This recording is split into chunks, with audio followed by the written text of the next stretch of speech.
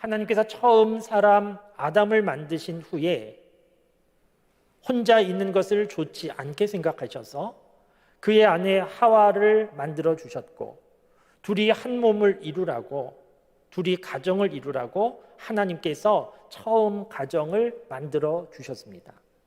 세상에서 경험할 수 있는 가장 큰 기쁨과 행복을 가정에서 누리라고 하신 것인데, 오늘 우리 시대의 많은 가정은 세상에서 가장 큰 기쁨과 행복을 누리는 것이 아니고, 안타깝게도 어떤 가정은 세상에서 가장 큰 아픔을, 고통을 느끼고 있기도 합니다. 왜 그렇습니까?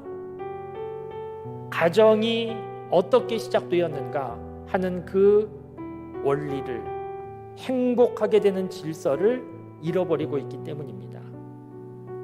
두 가지를 생각해 보시면 좋겠습니다.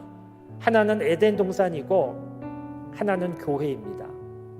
에덴 동산과 교회가 가지고 있는 공통점이 있는데, 하나님이 만드신 곳이라는 공통점이 있습니다.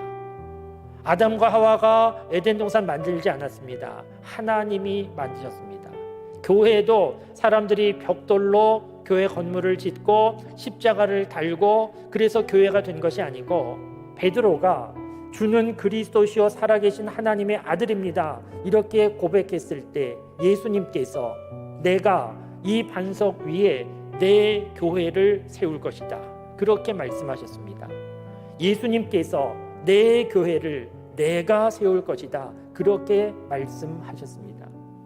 그렇기 때문에 에덴 동산도 교회도 하나님이 만드신 곳이고, 가정도 하나님이 만드신 곳이고, 하나님이 만드신 질서가 유지될 때 이 세상에서 가장 큰 기쁨과 행복을 누리는 가정이 될 수 있습니다.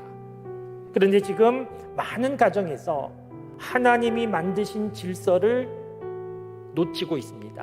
무엇인지 모르고 있습니다. 그래서 가정이 편안하고 행복한 곳이 아니고 불편하고 상처 많은 곳이 된 겁니다. 그러면 여러분, 하나님께서 만드신 가정의 질서는 어떤 것이겠습니까? 미국의 풀러 신학교라고 유명한 신학교가 있는데, 그곳에서 심리학부를 가르치는 잭 볼스윅이라고 하는 또 유명한 교수님이 계십니다. 그 교수님은 가정에 대하여 세 가지로 설명을 했습니다. 첫째는 전통적인 가정이 있고, 둘째는 현대적인 가정이 있고, 셋째는 성경적인 가정이 있다고 했습니다. 이 세 가정을 나누는 기준은 무엇인가 하면 누가 주인인가 하는 것에 따라서 달라진다고 했습니다. 오늘 본문에 소개된 성경적인 모델적인 가정은 고넬료라고 하는 사람의 가정입니다.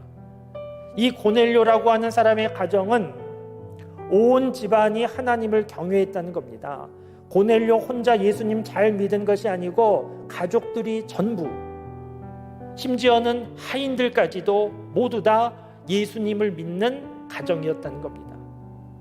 예수님을 믿는데 집 안에서 자기들끼리만 잘 믿은 것이 아니고 집 밖에 담장 넘어 이웃과 세상에 대하여서도 관심을 가지고 어렵고 힘든 사람들이 있으면 도와주는, 구제를 많이 하는 그런 가정이었다는 겁니다.